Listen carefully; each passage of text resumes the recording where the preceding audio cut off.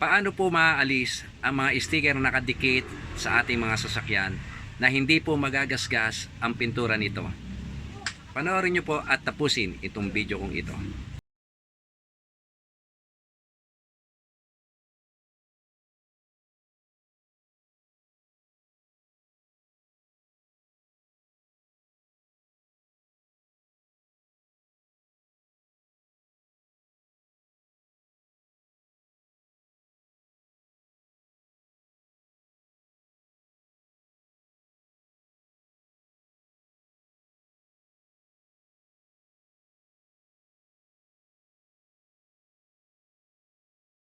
Kung paano tatanggalin na sticker, need lang ng blower yan. Napakasimple lang po na magtanggal ng sticker ng inyong sasakyan para hindi po siya magasgasan.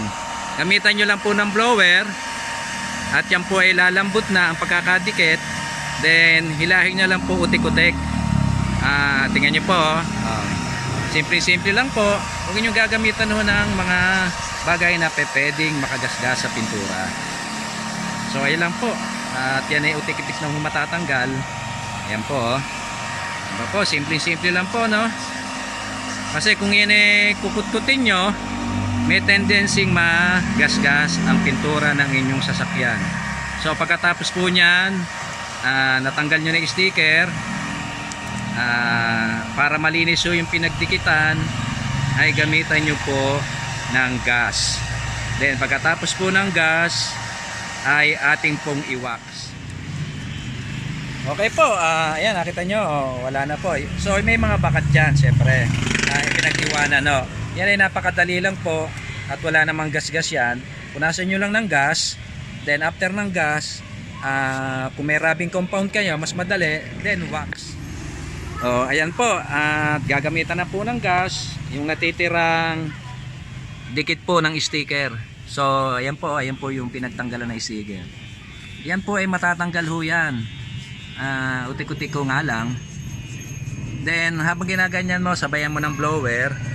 Ano mo ng blower para lumambot ulit yan. Ayan, tutukom ng blower na. Ayan, blower natin. So iinitan nyo po ulit yan para lumambot. Then saka nyo anin ulit ng gas. Ganyan lang po kadali ang pagtatanggal ng sticker. Huwag nyo po nakakita po pa yan. Yan po, yan. Para matanggal yan, initan nyo lang. Then punasan nyo ng gas. Okay, punasan nyo ng gas.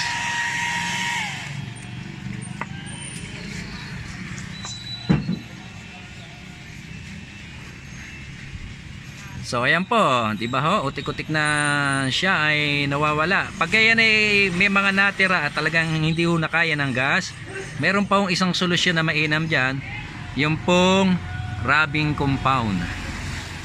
Ayan po, tulong-tulong po yan, hindi ho pa pwedeng isa lang hong bagay ang gagamitin nyo. Kailangan meron pa rin kayo ibang mga pamamaraan para sa maayos na trabaho.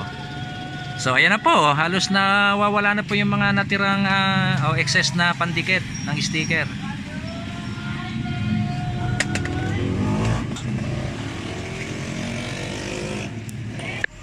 So ayan po, yung mga excess po, ito po, gagamitan na po ng rubbing compound. Ayan po, nabibili po yan sa mga paint center.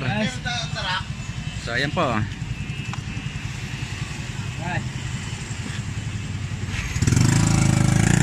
Ayan, rubbing compound po.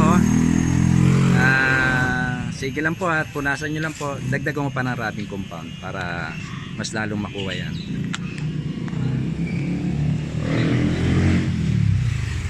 Yan. Lagyan mo ng konting gas. Ito may gas to, di ba? Ganyan lang yan, oh. Ayan po, halos wala na po siya. So after po nito, iwawaks na po natin yan. Ganyan lang ho talaga at tsatsagain nyo kasi nga may mahirap magasgasan.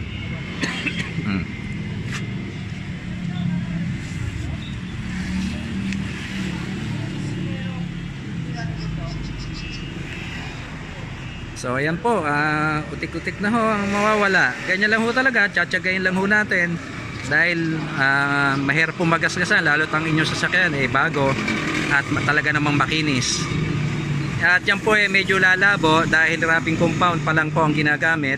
After po ng wrapping compound ay a-applyan na po natin ng wax pagka malinis na po at wala na pong natitirang pandikit ng sticker.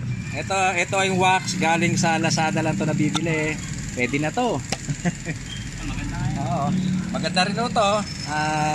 Dati ginagamit ko turtle wax, okay rin. Nga walang pambukas. Tingnan, kukum na pambukas. Ito po itsura niya, no? Ito itsura niyang wax. Then applyan po natin yung portion na tinanggalan ng sticker. Ganyan lang po yan, no? Ganyan lang po.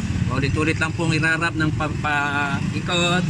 Ganyan lang po, balik-balik lang po. Ayan. Ganyan lang po yan. Wala ko yung ibang gagawin, kundi paikot-ikutin lang po. Ayan po, hanggang sa bumadumbalik ko yung kintab niya. So, ayan na po. Saka nyo titirahin ang basahan.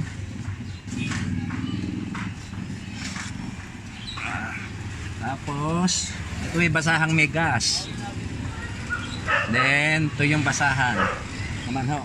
Ito po, basahang tuyo naman. Para ho ipinis na. So, ayan na po. Back to normal na po. Para wala hong nangyari. Diba po? Oh. Wala na hong bakat ng sticker. Then, balik ka rin nyo ito.